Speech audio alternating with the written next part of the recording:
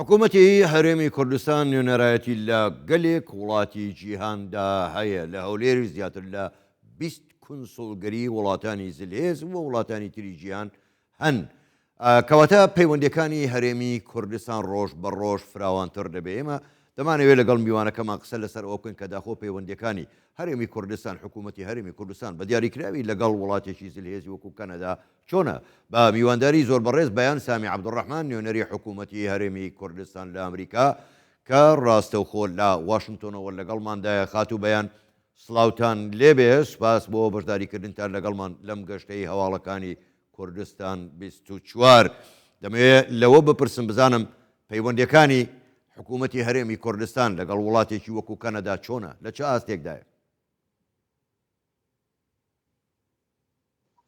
زۆر سپاسان دەکەم، میوارتان باش. بەڕاستی پەیوەندی کوردستان لەگەڵ کەنەدا زۆر باشە. ئەوە ئەم هەفتەیە سێ ڕۆژ من لە ئۆتاوا بووم، پایتەختی کەنەدا. بە فەرمی چوم وێ دەرێ کۆبوونەوەمان هەبوو لەگەڵ وەزارەتی دەرەوەی کەنەدا، لەگەڵ وەزارەتی دیفاع، لەگەڵ چەند ئەندام پەرلەمانی کەنەدا و لەگەڵ ڕەوەندی کوردستانیش لەوێ دەرێ. لە هەموو کۆبوونەوەکان من سپاسی کەنەدام کرد کە بەشدارە لە تەحالۆف یا کەوەلشن ئەوەی دژی داعش و کە لە ساڵی 2015 و 16 و 17 لەگەڵ پێشمەرگە لە دژی داعش شەڕی کردووە و ئێستاش بەردەوامە لە ناو تەحالفدا. بۆیە دەڵێم کە عێلاقەی هەرێمی کوردستان لەگەڵ کەنەدا زۆر باشە. زۆر باشە. خات و بەیان بە خۆ دەزانی کەنەدا لە هەرێمی کوردستان تەنها نووسینگەیەکیان هەیە، کەواتە هیچ ئومێدێک هەیە کە کەنەداش کنسڵگەری خۆی لە هەرێم بکاتەوە و هەرێمیش نوێنەرایەتی خۆی لە کەنەدا هەبێ. لەسەر ئەم بابەتە ئێوە هەڵوێستتان نەکرد و قسەتان نەکرد لەگەڵ کەنەدا؟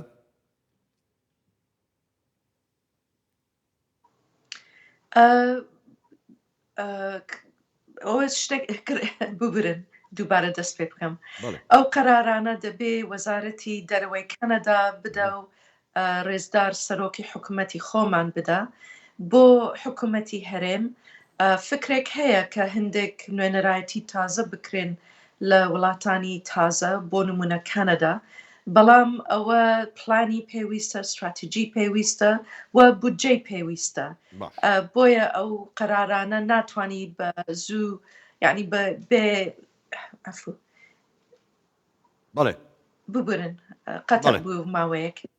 بۆیە ئەو قەرارانە ناتوانانی بە زوو بێ بەرنامە قەرار بدەیت. شتێکی تریش کە زۆر گرنگە لە بەرەو پرسیارە زۆر لە برادرانی ڕەوەندی کوردستانیان کردبوو لە ئێمە، هەگەر حکوومەتێک نووسینگەیەک یا قوڵسڵخانەیەک یا نوێنەرایەتیەک لە وڵاتێک بکاتەوە دەبێ بەردەوام بێ. هەگەر نووسینگەکەت کردەوە ئەوە پەیامێکی گەورەیە، ئەگەر نووسینگەکەش داخست ئەوەش پەیامێکی گەورەیە. بۆیە دەبێ بە بەرنامە بە پلان نوێنەرایەتیەک لە کەنەدا بکرێتەوە.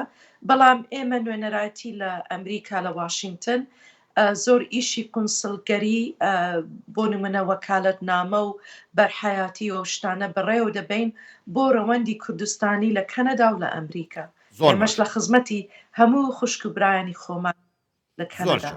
زۆر باش. خات و بەیان ئێوە گوتان ئێوە کۆبوونەوەتان هەبووە لەگەڵ حکوومەتی کەنەدی و هەروەها وەزارەتی بەرگری کەنەدیش.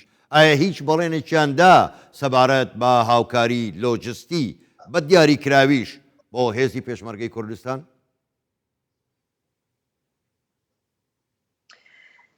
کەنەدا زۆرتر دەوری دەبینێ لە ڕاهێنان و بە ئینگلیزی دەڵێن کەپاسیتی بیلدینگ، ئەوەش لە بەڕێگای ناتۆ.